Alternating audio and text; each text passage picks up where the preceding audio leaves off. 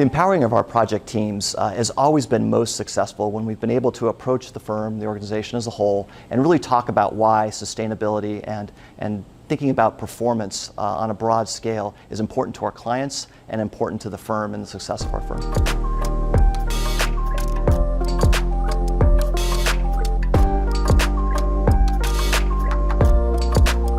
We feel really fortunate here at LPA that we're an integrated design firm. So we have all the disciplines you need for a project under one roof. That's not to say that all our projects are structured that way, though. A number of project teams work with a combination of in-house disciplines and out-of-house disciplines. Regardless of what the team structure is, we try to bring the same integrated process to the table. There's a sense of mutual respect between disciplines, the idea that a good idea can come from anywhere, and together we want to work to bring informed analysis to help our clients make the right decisions for their projects. Throughout the years, we've used a number of different platforms and programs to help us become better designers. In 2000, LEAD was just getting started, and we used that to talk to our project teams about, regardless of certification, it's a good framework to guide your projects. Water, site, energy, materials, indoor comfort, those make up the hallmark of a sustainable project. In 2004, we talked about building performance and how could we use a benchmark to improve all our projects from a performance standpoint. We used Title 24 at the time because it was our energy code. We were based in California. But then in 2011, the AIA 2030 commitment came along. And it provided a framework which brought a lot more rigor and a lot more demand on metrics to help understand how we were evolving and how our practice was evolving from a performance standpoint. So now, every 5 years, we have a new threshold, a new milestone we have to meet, which means that our process has to be built in a way that we can create a feedback loop that helps us continually get better, so that here in 2020, where we think about 80% threshold, in 2025, we're going to have to talk about 90%. And then we're going to have to continue to improve to where we're carbon neutral by 2030.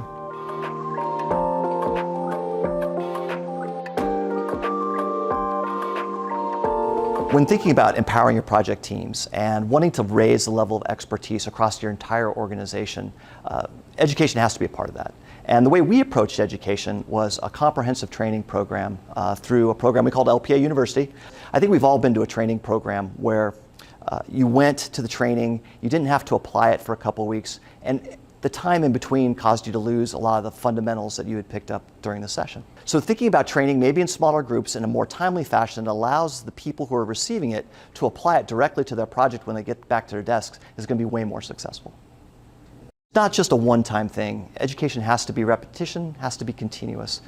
We talk a lot about LPA, about our institutional memory, and at LPA our institutional memory is 90 days. So if there's an idea that we really want to stick and we say it in January, then we have to come back in April and we have to say it again, and then in July, and then on into October, and we have to keep saying it until we see those ideas, those fundamentals, start to become part of our projects. Then we know that it's really taken hold.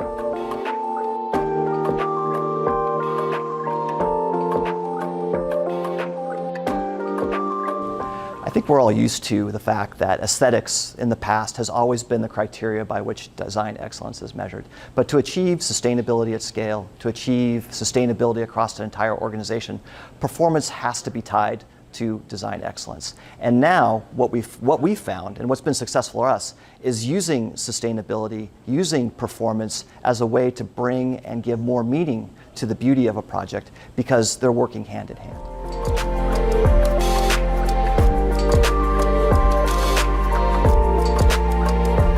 We're really fortunate here at LPA. Our president, Dan Heinfeld, put us on this path to become an informed, integrated design firm many years ago. And our leadership is organized behind that. And we, as a leadership, we make decisions to help us move and continue down that path. But at the same time, we have this great kind of bottom-up approach as well. And that's the idea that we have to be held accountable. Anyone on our staff has the ability to raise their hand and say, we can be doing this better. Or if we don't course correct now, we may miss our target. And the combination of top-down and bottom-up really allows us to provide balance that enriches the process for everyone. So we've been through this whole process we've talked about. We've empowered our project teams. We've worked in an integrated fashion. But All of that's for naught if we don't take time to celebrate a job well done. We've been through this entire process of project kickoffs, pinups, charrettes, design presentations, and we've gone through milestones. It's so important to talk about design excellence and performance at each one of these junctures. But at the end of the day, if we don't take that moment of pause to celebrate a job well done, we lose the opportunity to really finalize and close the loop on tying design excellence to project performance.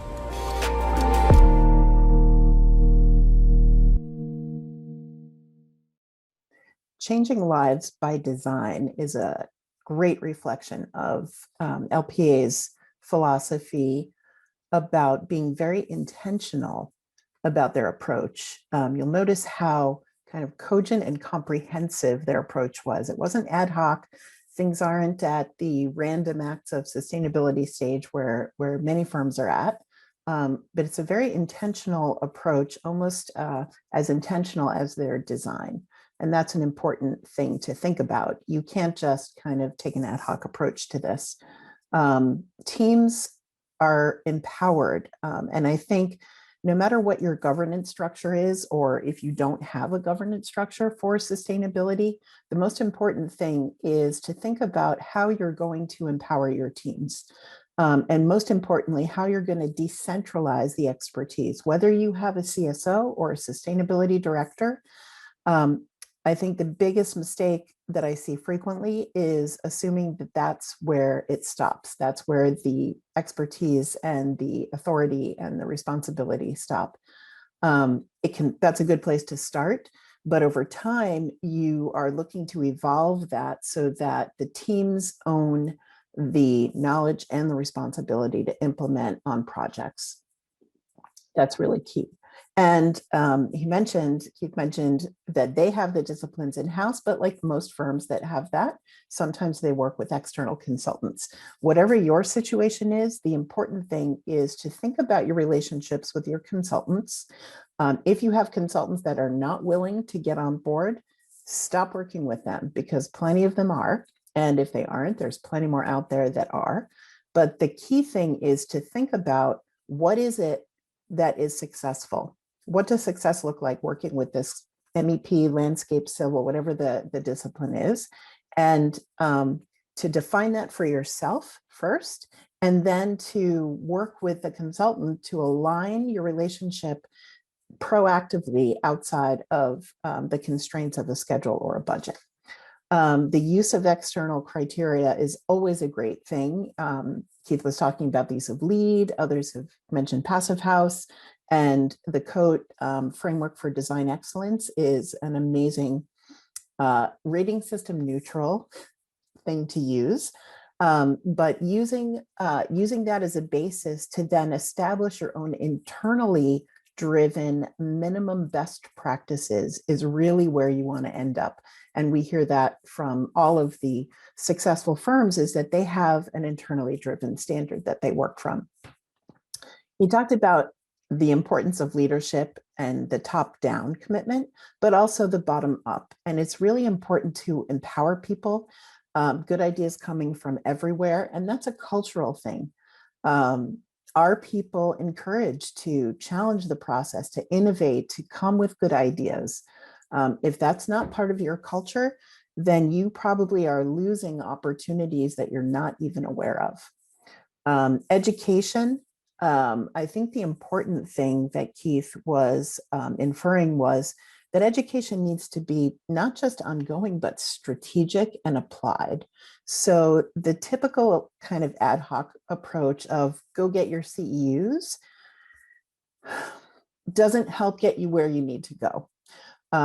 The ideal, in my opinion, is to understand where your goals are, and then map the educational needs to the roles in your firm, and then make sure that the people are getting what they need at the different levels that they're at. It takes a little more work, but it's intentional, and then it ensures that you have the capacity that you need to get to the place that you're trying to get to. And then Keith mentioned repetition and continuous learning. And then the feedback loops, and that is a crossover between education, as he mentioned, but also learning from your project work. You can't improve and hit higher targets and increasing demands from your clients if you're not learning from your work. And that's where the 2030 program certainly helps and provides a platform for that in terms of giving you a structure to look holistically across your portfolio at the data and then correlate the data to the strategies and learn how things work, why they don't work. And then Keith mentioned celebration. But unlike other times that celebration has been mentioned, I think the point here is more about giving people a reason to feel pride in their work. And the more that people are proud of the work they're doing, the more that they're going to continue to invest their own energy and their own commitment to your firm. And attraction and retention of talent is an issue these days. So firm leadership, if you want to attract and retain the best, people need to feel a sense of pride in the work that they're doing. And certainly sustainability, climate change, health, all of these things, especially for the newer generation of architects coming on board, these are critical and important ways to keep people engaged and feeling like they're doing something meaningful. Hi, I'm Erica Dunn, the Director of Design at Green Hammer, and I'm excited to be here today to talk with everyone about the AIA's 2030 commitment.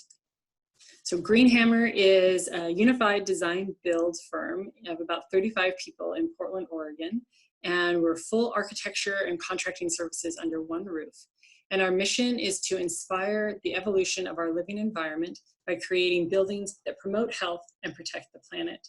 We do a mix of project types from medium density multifamily housing, single family residential, and small to medium commercial. And we've met the 2030 challenge target for the last 3 consecutive years. So some of our strategies for achieving that is, first, we start with setting net zero sustainable buildings as the baseline expectation. In doing that, we get buy-in from everyone involved. The associated costs for achieving zero are built in right from the start and are not seen as something that's added in and could be value engineered later. And it also changes the way you approach design as you start a project really thinking about building form for achieving air tightness, roof orientation for achieving enough area for solar, that sort of thing. And we hold ourselves accountable to this goal through energy modeling all of our projects, which I'll talk about in a bit, as well as third-party certification for all of our projects. And I really encourage everyone to seek out really cost-effective third-party certifications. One that we really like is the International Living Future Institute's Zero Energy Certification. From a technical aspect, we use a passive house approach, meaning that we prioritize energy efficiency and efficient systems. So we spend our project dollars on a super insulated, airtight building envelope to create a very low load building. And this then allows us to heat, cool, and mechanically ventilate with very energy efficient systems. We also educate our clients about the additional value found in passive house, which is the homes are quieter, they're more thermally comfortable, they have improved indoor air quality, and a higher level of resiliency. If there's a power outage, a passive house will take at least a week, if not more, before the temperatures get even close to 65 degrees inside. And so when they see kind of these layers of value being added to the project through this approach, they see how far their dollars are going. We also, we innovate as necessary, but we also work towards a standardized approach. So we have standard assemblies for our floors, our walls, our roofs, our window detailing. And what this does is that it saves time during the design process because there's no need to kind of reinvent the wheel for each project. We know these assemblies work for us to get us to zero energy. It really builds confidence that net zero is an achievable goal. It's not seen as something insurmountable that we have to figure out each time. And it also raises the bar on all projects, not just those who have aggressive goals. So this is the way we build. So even if a client comes to us not asking for a zero energy building, these are our assemblies and this is the way that we build. So we know we're going to get them very close to zero energy, if not to it, even if they're not asking for it. And then energy modeling, we use WFI Passive for our energy modeling program, which can seem complex at first, But one of the great features of it is that it actually allows us to put our standardized assemblies into a library of assemblies, which means we can then really quickly create a schematic design study by importing a SketchUp model and applying these assemblies to the various surfaces.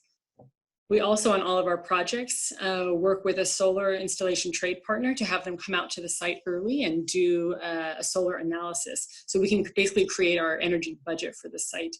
We combine that then with the feedback that we're getting from our energy modeling. So this is an example of a single family residence that we recently completed schematic design on that has an EUI of 13.6, an on-site energy demand of 12,276 kilowatt hours, and an annual on-site generation of 13,000 kilowatt hours. So you can see we're right there in that sweet spot for achieving zero energy.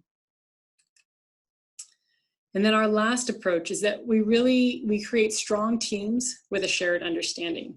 We recognize that our people are our greatest asset, so we really emphasize continuing education for all staff.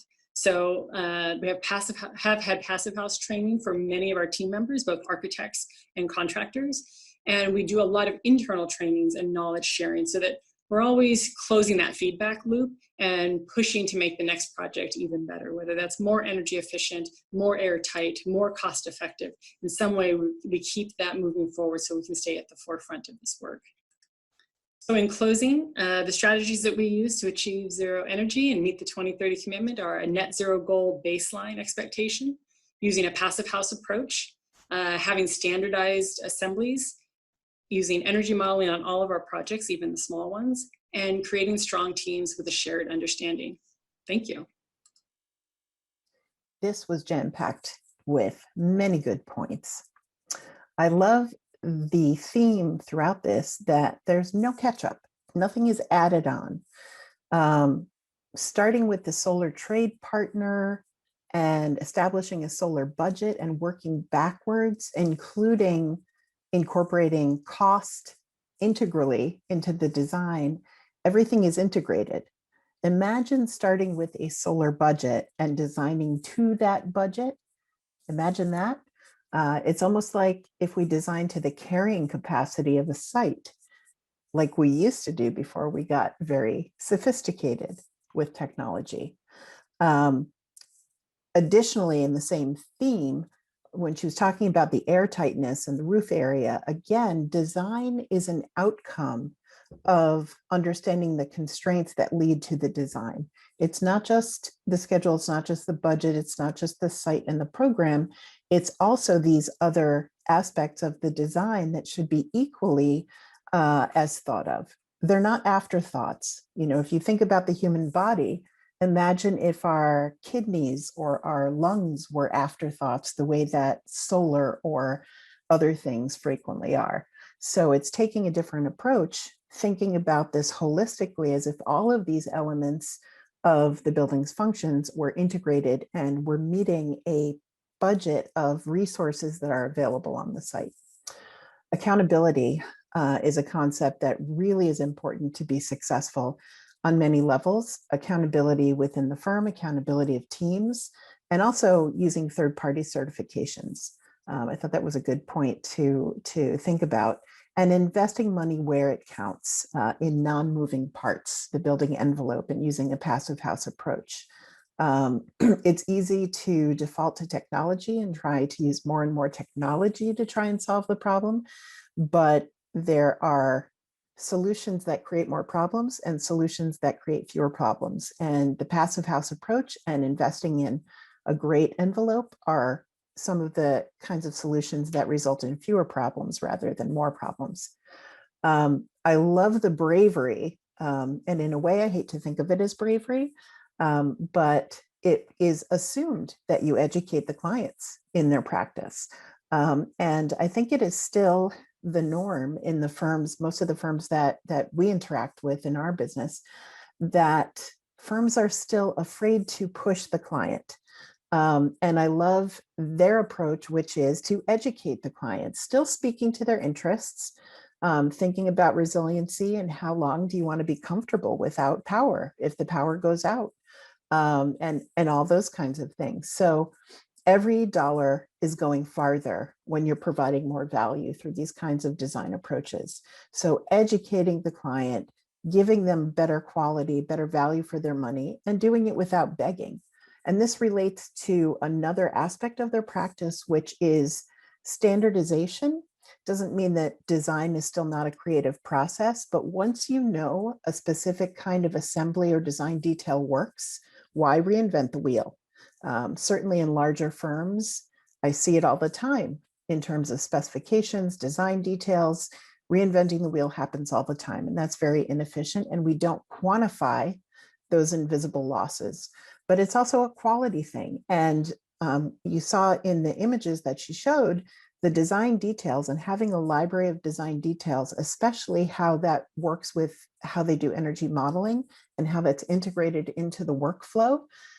The benefits of that are just 3, 4, 5-fold in their practice in terms of efficiency, in terms of kind of understanding the known quality that they're going to be delivering to the client. So that's just a triple, quadruple whammy. That's a great kind of thing to think about in your own practice. And then last but not least, we all know it, teams are the greatest asset. But I don't think every firm invests in them the way that they could, both in creating teams rather than groups of people pursuing a goal. It is a difference to create a team and to have that mutual accountability and the trust and people all rowing in the same direction, but also investing in their education and professional development in a meaningful way, not just, oh, go out and get some education, but let's have intentional education so that we are all capable of achieving this mutual goal that we're aligned to. Those are some really, really important and great messages. My name is Ty Lanning. I'm an architect at Co Architects in Los Angeles. We are Southern California based, but we do work nationally. And today I'll give a quick overview of some of Co Architects' methods for achieving high performance buildings. Co focuses almost exclusively on large, complex projects, typically in the institutional, civic, academic, medical education, science and technology, and healthcare sectors. Most of these sectors are extremely energy and resource intensive from a construction and operations standpoint. So we feel it is very important to set early and ambitious sustainability targets, because like any good design, the energy target can get chipped away at and eroded over time if you let it. A great target early on will hopefully lead to a good target by the end, after the design and construction process have finished and the operators of the building have taken over. Most of the architects and the designers at Co work across these project types. We don't have internal design studios, which is something we've found to be advantageous in creating well-rounded designers. And similarly, sustainable design is a consideration that is shared by many. It's not just led by a few. We signed on to the 2030 commitment back in 2014 and began reporting data via the DDX about a year later. But like most of the firms participating in this series, we've been designing high performance buildings since way before 2014. For the purpose of this video, we'll focus on EUI, but it's important to note that sustainability should always be approached holistically, and EUI is just one of the many metrics that buildings should be tracking. We found the most success in being very pragmatic about where reductions can occur. Every project is a new balancing act to achieve significant reductions while not detracting too much from other elements of the project. In our experience, our most successful projects occur when we figure out where the most bang for the buck is in terms of resource reductions. And given the sectors that we work in, we've determined that most of our projects are internal load dominated, meaning the HVAC and the equipment loads exceed the loads stemming from the envelope. In the case of the hospital shown, the diagnostic and treatment block at the bottom in blue was heavily internal load dominated, but the bed towers above it in red were more envelope dominated. This is an exercise that really all projects should go through to figure out where time and energy is most wisely spent. And to account for this, in this particular project, we worked very closely with the engineers and the trade partners to set early EUI targets, and we continued to collaborate throughout the design and construction process to ensure they were achieved. We, of course, had to remain flexible and quick, as hurdles came up. But most importantly, we remained champions of the building, champions of the target, champions of the design. And these photos really represent where the majority of the EUI reductions came from in this project. So typically the client's on board with the design team's goals, but occasionally our targets exceed theirs, and we find ourselves, in a sales pitch explaining why a particular design element makes sense to keep. This conversation is typically focused on dollars saved, not KBTUs reduced. Most clients can level with that. These are not the glamorous side of a project, but these really are where the rubber hits the road. So once the building's broken apart and we figure out where it makes sense to invest time and energy, we can strategize where we as architects should put in our time as designers. So moving on from the internal loads, the building envelope accounts for the next investment of our design effort. In the case of the hospital diagram, the red patient towers represent the majority of the building envelope, and they are a repeated element, so we naturally spent a lot of time getting it right. Many studies are typically done, and for most of our projects, we have a separate consultant just for energy modeling to keep tabs on the project, because tracking metrics for these larger, complicated projects can become a full-time job in itself, depending on the level of detail. We also make sure to include in our specifications the inclusion of performance mock-ups for repeated exterior elements. We use these to test things like water intrusion, thermal bridging, air leakage, deformation under wind, things like that. Lots of energy is spent specifically on facade studies because the envelope as a whole represents really the next largest contributor to EUI reductions. And it's also the design element that's most directly within our control as architects. The facade, of course, also provides a lot of personality of a building. In the case of the health sciences building in Arizona, we echoed the surrounding red rock mesas, but you can see we try to keep the sun totally off of the glazing given the climate.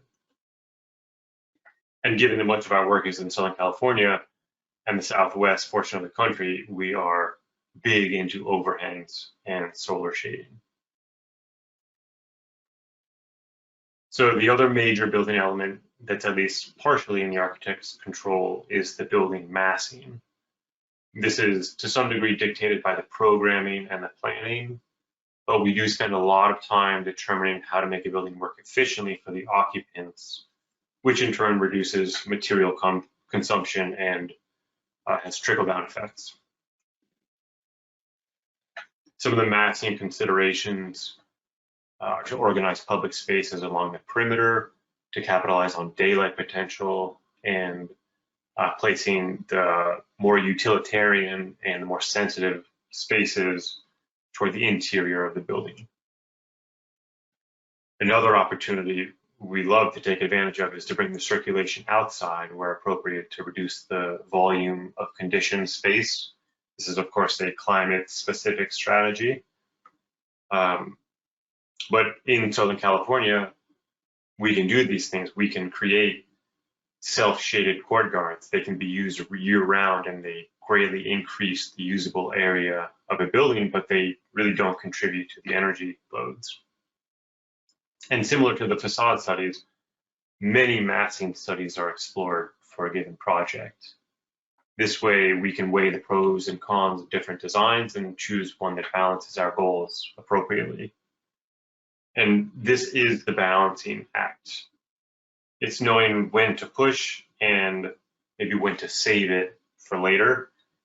I think it probably goes without saying that you should try to get to know your client very well, because then you have some sense of when it's appropriate to experiment a bit or try a more forward-thinking design, and when it makes sense to hold.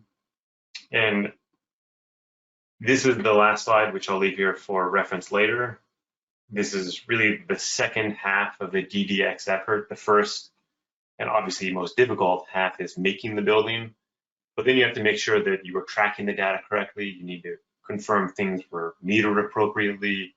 You need to confirm accuracy. And most importantly, you need to learn for future projects how to improve. It's super important here to see that we're not just talking about single family homes or small 20,000 square foot buildings. We're looking at a firm that was successful with extremely complex, very low dominant buildings. So that's something to take note of. And early and ambitious. The point of setting your goals early, which sounds like a duh, but it doesn't always happen. And we will hear this again, setting ambitious goals. It's not enough to set a reasonable goal because, as he mentioned, it will erode. We all know this. We know this with code compliant projects as well. So it's important to aim high. Second, this also might sound obvious, but set goals consistently. Every project should include goal setting early on. This doesn't cost anything. This is a conversation. It's part of an early workshop or design charrette, which should be a design charrette, not a lead charrette, a sustainability charrette, an eco charrette. You're talking about a holistic design, design excellence. You're not cutting the baby in half. So any firms out there who don't know if goals are being set consistently, which can happen, or are not setting goals consistently on every project, that is step number one. Make sure that you know that it's happening and make sure that it's happening. Being strategic about your design investigations, there's a lot of talk about, what analysis you're doing, mock-ups, other different kinds of analysis. Obviously, you're not going to dive deeply into every single aspect of design, especially on a complex building type. So whether it's your specifications and you're trying to strategically reduce your carbon footprint, or whether it's a design investigation for energy or carbon or health, look at what are the big moves, whether you're looking at if it's internally load dominated or externally load dominant, or where the biggest impacts for carbon are. Think about it strategically and focus your efforts and your energy where you can make the biggest impacts. Now, building science and these kinds of investigations can be a full-time job. You talked about energy modeling with an outside consultant. Some firms internalize that expertise and some firms keep it external. There is no right way to do that. Some firms do both. They have it internal and also do outsource it. It doesn't, there is no rule about that. But the rule is that you have to make sure that you are aligning it with the workflow properly so that you're getting timely input to influence the design, the right information at the right time in the right way. And he mentioned firm goals, and this is a recurring theme too. Have no fear.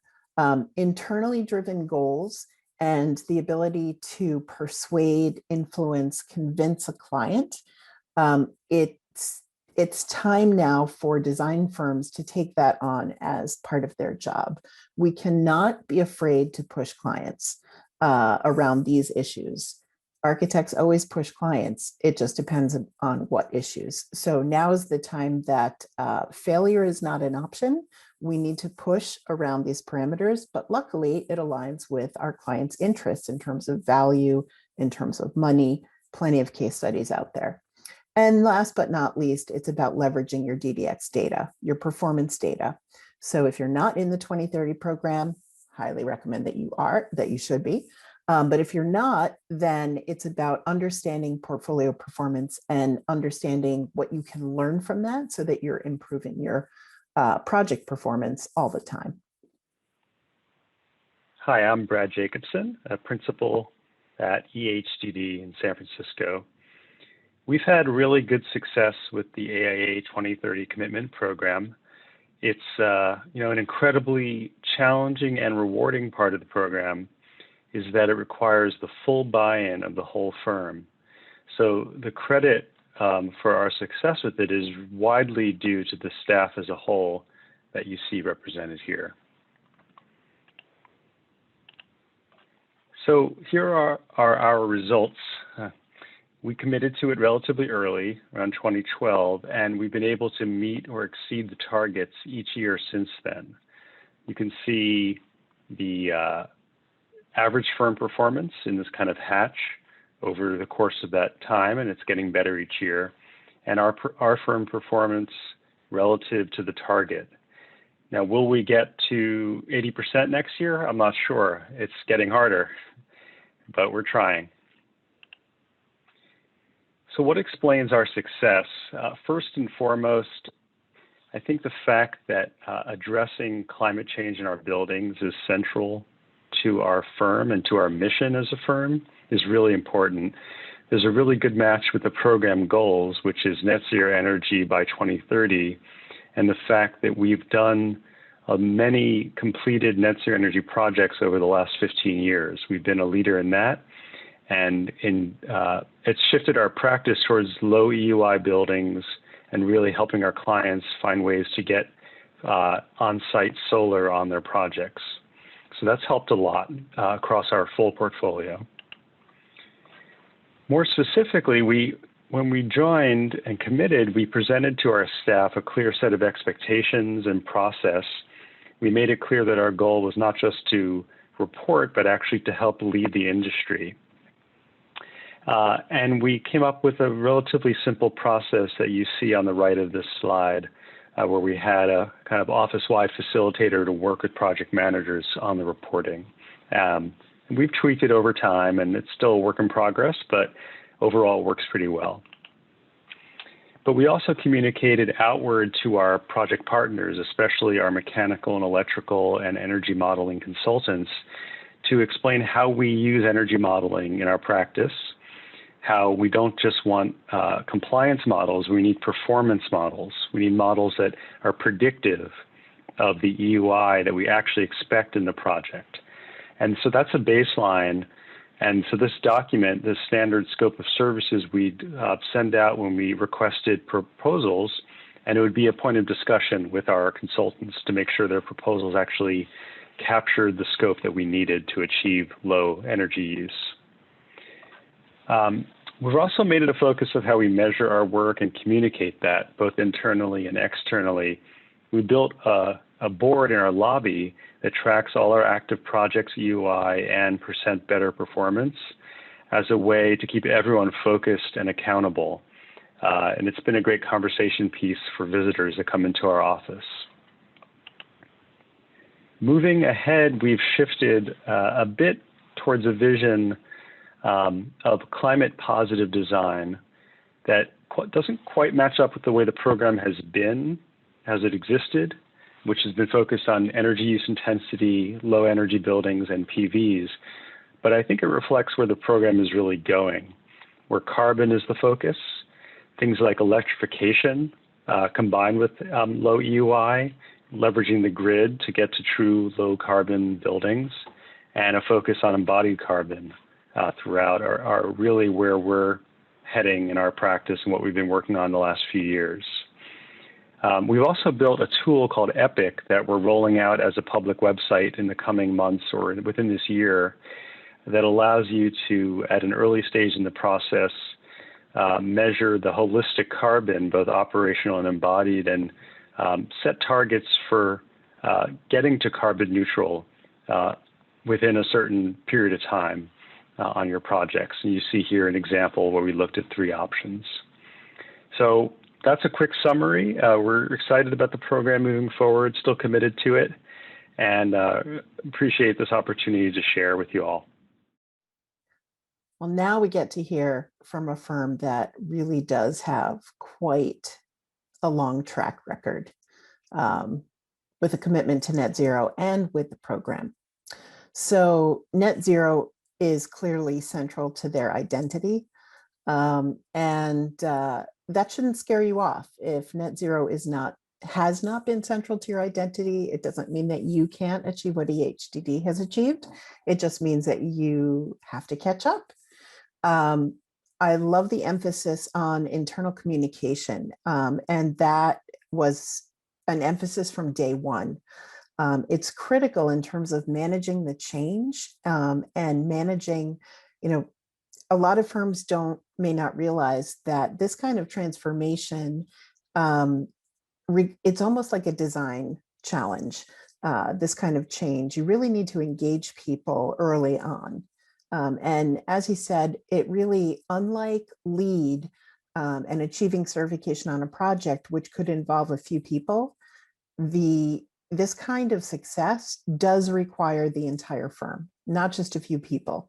So it's really important, this emphasis that EHDD has on engaging everyone, and a clear roadmap that they showed, that document of exactly how they're going to achieve this. They had a couple people, Brad and someone else, as coaches on hand for the different projects early on, and project managers were accountable. So this was integrated into the project teams, not just an SD, a sustainability director, who was solely responsible for pulling sustainability through the firm. And that helps to create a culture of accountability. Again, stretch goals are rewarded. So it's not being reactive to your clients, but it's an internally driven kind of spirit of innovation and a value of push the envelope, literally and figuratively, and go for it, see what you can achieve. And more cultural reinforcement, the EUI wall, the wall that shows the performance and the energy use intensity of the different projects, that not only helps with literacy and education, but it starts dialogue. Why is this one at 27 and that one at 42? What's the difference? What happened? It's really important to make those things visible, like putting an EUI box in your title block, things that you can do to make it visible. Another critical piece is about aligning consultants to inform the design, not just do compliance models. This takes time as well, and it's not just sending a memo. It's not just telling your consultants. It can be a negotiation because they're used to working a certain way if they're not already on the same path as you. So it's worth having conversations with your key consultants before you are in the midst of a project with them or a project pursuit with them. Take the time to talk to them about how you're going to align your work before you are in a deadline to get a proposal together or something like that. And then he mentioned the tool that they're putting out there, and you'll see more and more tools are popping out from different design firms, like we've seen with Tally, with Kieran Timberlake, and others are coming out. Creation of tools and resources, whether it's a fancy big tool or a spreadsheet kind of tool, to fill the gaps where they're needed. That's a good thing to help enable your firm to achieve what it needs to achieve. Now, there's certainly no lack of tools in the industry. So that's also an issue of understanding what the tools are that you need and which one fits with your culture, your budget, your workflow, and tap into this community, the 2030 community. People share their expertise and the things that work and the things that don't work. I'm Mike Fowler, a senior associate and the sustainability integration leader in our Mithun, Seattle office. I'm not the one jumping in the transition picture. That's my colleague, Dan Swab. You'll find me in the back under Dan's wrist on the left side of the screen. But back in the day, I played college basketball on the RPI team, and I had some mad hops. Just like Dan, I'm equally excited to share our AIA 2030 commitment reporting with you. Let's jump in. When our 2018 reporting wrapped up, the projects carrying over into 2019 had us at a 66% reduction. Honestly, at that point, I didn't think we would hit the 70% goal. And with the 80% target coming, what we did for the remainder of the year was to adopt that 80% target. 2030 reporting is always a snapshot in time. Projects in construction drop off, some carry over, and new projects get added. If we reported every month, each month could show a different percentage. At the end of the year, we add it all up, take the picture, and see what the camera captures. At the end of 2019, we crossed the line at 71%. That showed us the importance of setting a goal that is higher than the target. As part of a broader sustainability framework, our office now has 5 energy-related goals for all projects. Today, we're focusing only on goal number 1, establish a 2030 compliant EUI design target and net zero design option. Starting with an early sustainability check-in, project teams are given their 2030 commitment EUI target. As part of concept or schematic design, teams are asked to develop and present a design that meets the EUI target based on a simple shoebox model, and to develop a design option that is all electric and net zero ready. Projects come in all sizes, so where should you focus your time?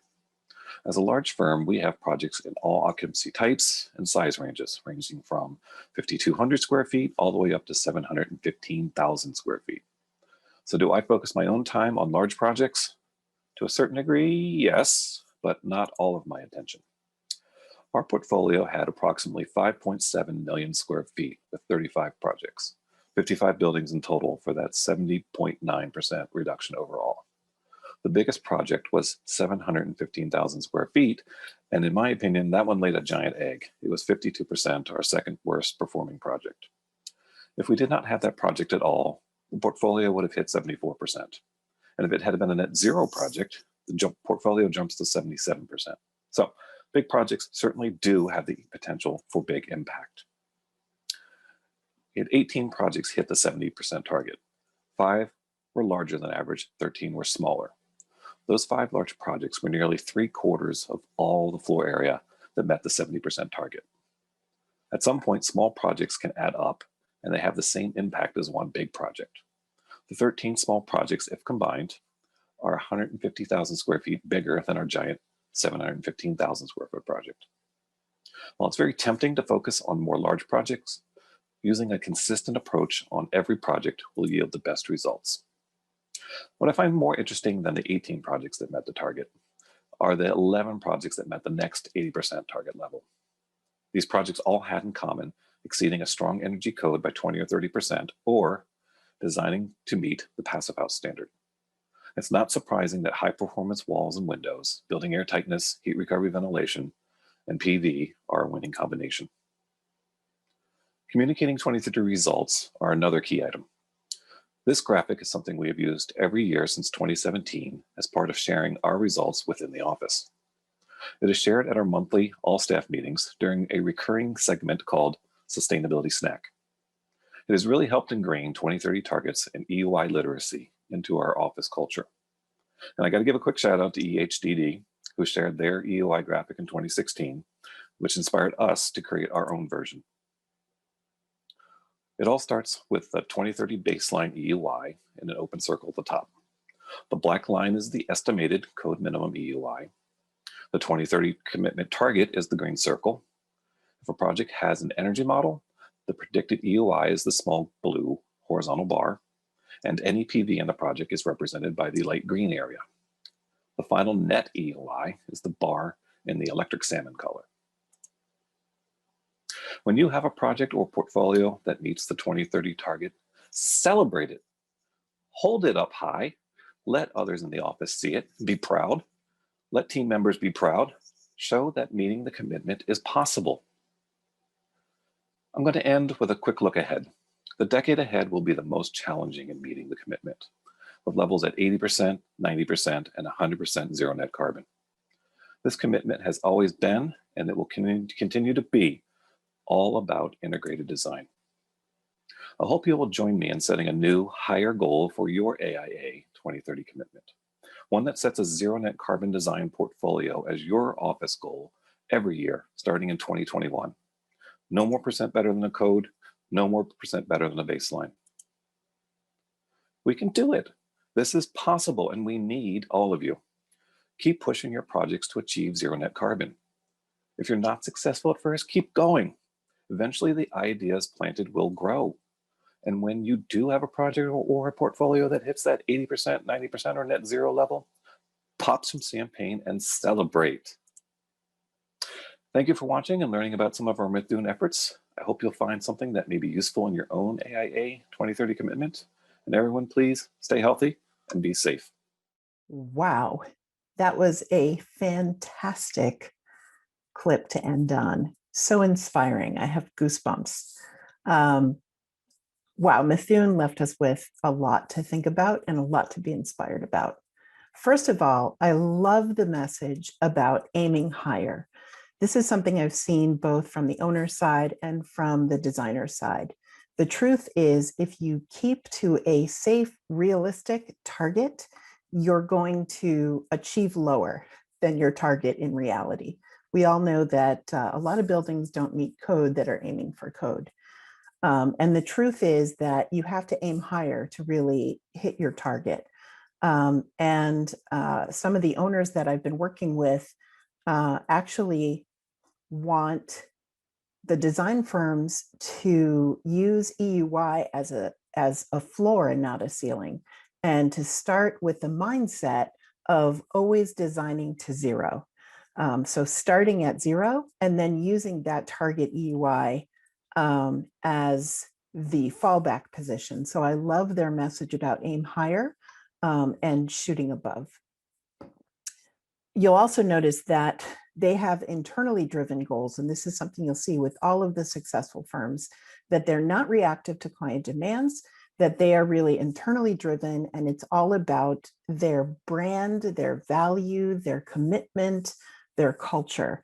And that is something that you can evolve to if that's not where you are at this point. So you shouldn't be put off if that's not something that defines your practice at this moment in time. Another thing that they mentioned is that there's always a zero option. So that's another variant on the start at zero approach. Designing to an EUI target and also designing to an all-electric zero-ready building is a great way to look at things. And one of the things we recommend to the firms that we work with a lot is try to build in that moment, especially with the client, where you look at that gap between the zero option and another option and just carve out a little time to say, what would it take? What would it take to get to zero? A lot of the times you'll be surprised about how far you can take things. The other thing that they mentioned is the combos that work, right? So that really points to understanding the data, using the program and the DDX to really correlate the data and the performance that you're seeing in the DDX with the strategies that are helping to achieve that success. So learning from your work to enable you to repeat the successes and put you on a path of continuous improvement is another benefit of the program and another benefit of the discipline of putting your practice in that kind of data-driven context. I love the monthly communication that they mentioned. It's really important to take that time to communicate. It's really a marketing job within the firm to communicate that, share back the information. It really builds culture. It reinforces that this is a value of the firm. It's not just lip service. It's not just marketing that you put on a brochure or your website. It's actually important to the firm.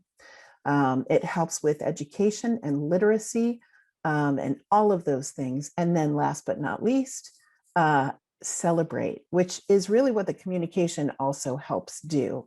It's really about celebrating, and not just at these monthly or big meetings. You can use any team meeting as an opportunity to find something to recognize and appreciate amongst the team, to reinforce that these values are important. If someone has done something to move the ball forward down the field towards achieving a goal on a project, it's really important to call that out and recognize it. All of these things add up and help people to achieve the success that we're seeing in this series. Lastly, I want to commend Mithun and all the others in the series, and you really see it in this, the vision. They really are coming from a vision that encompasses both the urgency for this kind of commitment and how they see it really infusing their practice, their lives, the value that they bring to their clients. And it's that kind of vision that's going to take us that last 20% of the way, that last really tough 20% that's going to be a challenge for everyone. So good luck and much gratitude to all of these firms for sharing their stories and their experience.